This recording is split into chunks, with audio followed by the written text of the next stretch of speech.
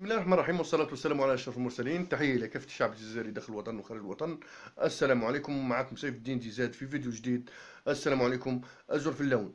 اليوم جايين باش نهضروا في واحد الموضوع تاع اللاعب حسام عوار ومواضيع أخرى، مواضيع تخص اللاعبين الجزائريين المحترفين واللاعب حسام عوار بالضبط، اللي باش نتوسعوا شوي في الموضوع نتاعو، واللي حسب الأنباء الأخيرة ولا حسب المصادر ولا حسب المواقع التواصل الاجتماعي ومواقع الإنترنت، انه حسام عوار قرر قرر تمثيل الجزائر.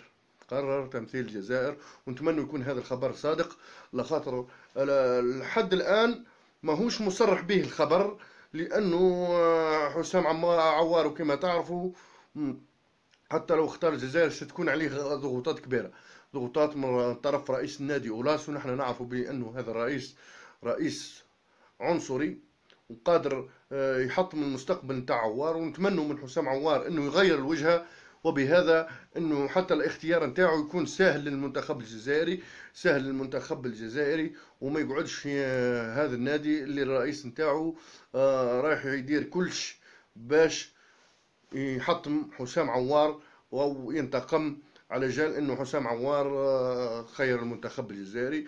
وحسب المصادر الاخيره انه حسام عوار خير المنتخب الجزائري، لكن ينتظروا في مارس باش يصرحوا، لانه في مارس تربص تاع المنتخب الجزائري امام المنتخب الغامبي، مباراة المنتخب الجزائري امام المنتخب الغامبي. لذا راح يكون عوار في القائمة ان شاء الله، بالاضافة الى لاعبين اخرين، وهم اللاعبين سوف يظهروا امامنا. اللاعب ماكسيم لوبيز اللي تفاوض معاه، اللي يقولوا باللي بالماضي تفاوض معاه، واللي واللاعب اخر رفيق جيتان. هذا اللاعب لاعب لوهافر ايضا، لاعب نادي لوهافر، وانتقل من نادي لوهافر الى نادي فرنسي. تو نقول لك من بعد عن النادي هذا. رفيق جيتان اللي حاليا وقيل يلعب في رين. رفيق جيتان هذا اللاعب اللي حتى عنده مواهب، ويلقب محرز الجديد، يلقب محرز جديد. وكاين لاعب اخر، اخبار عن لاعبين اخرين، منهم لاعب منور، احمد منور اذا عرفتوه، اللي سبق وان مثل المنتخب الجزائري في الفئات الشبانيه، وسجل هدف امام ليبيا لو تتذكروا. هذا اللاعب منور. هذا اللاعب راح دار امضى عقد مع نادي تورينو الايطالي. تو يظهر معك من الصورة تاع هذا اللاعب وتعرفوه. وبالاضافة الى اخبار اخرى عن اللاعبين الجزائريين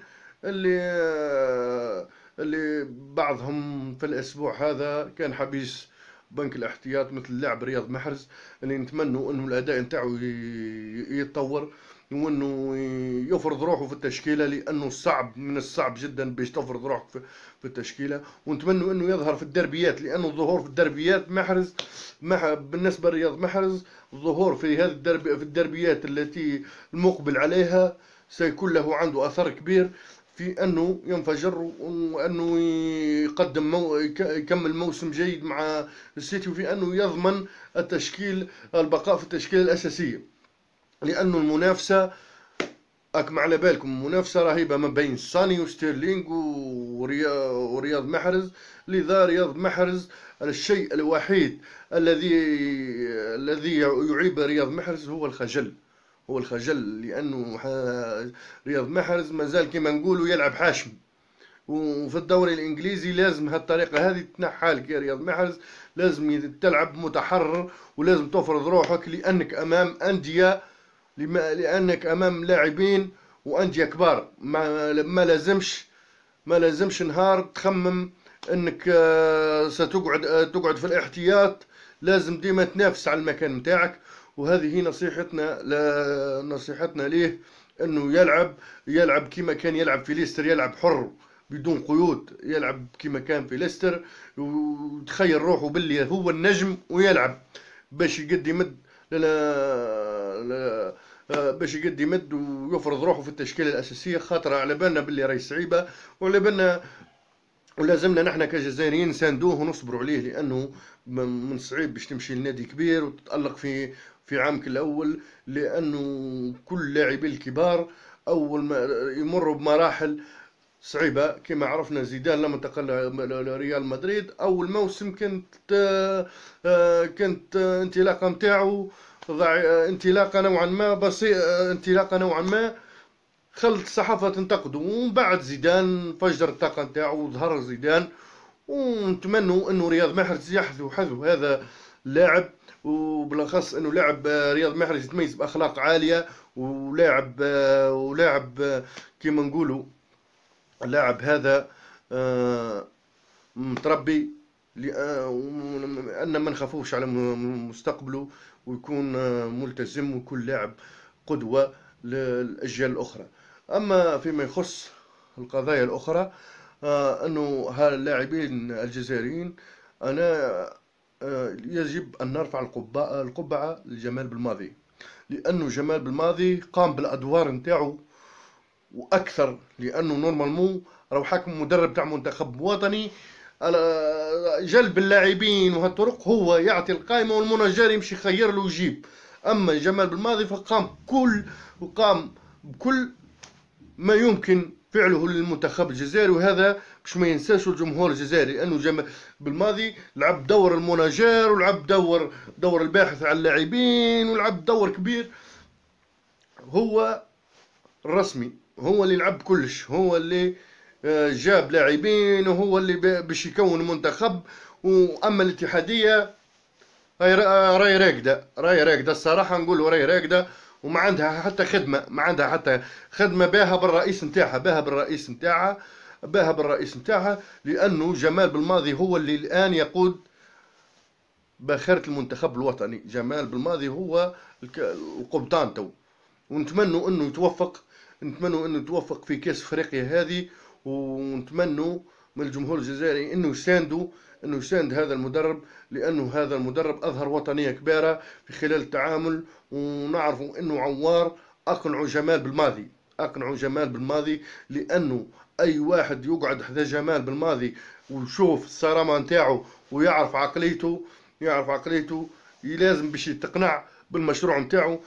وانا متاكد انه حسام عوار اذا يقتنع عن طريق جمال بلماضي، لانه جمال بلماضي الشخصيه نتاعو هي الشخصيه اللي تسمح لاي لاعب انه يثق فيه وانه يمشي معاه. لذا شكرا، اذا نطلبوا من عوار شكر، لان هذه بلادك وراح تمثلها ان شاء الله، وان شاء الله ترتقي بالمستوى نتاعك مع الجزائر وتروح للأندية كبيرة. لأنه محرز كان في ليستر، ومن بعد من ليستر راح مانشستر سيتي عن طريق المنتخب الجزائري، مش بشرط المنتخب هو اللي تروح به النادي كبير، لأنه والدليل أمامك محرز، لأنه كما نقولوا رجليك هما اللي يبينوك. ونتمنوا من حسام عوار انه يتألق مع المنتخب الجزائري، ومرحبا بك في الجزائر، ونتمنوا انه يكون الخبر صحيح. ونحن رانا سمعنا باللي راهو الخبر صحيح، ولكن ماذا بينا ما يكونش زي تاع فقير، ماذا بينا ما يكونش زي تاع نبيل فقير، لانه ارواح مرحبا بك في الجزائر، والجزائر تستقبل اولادها.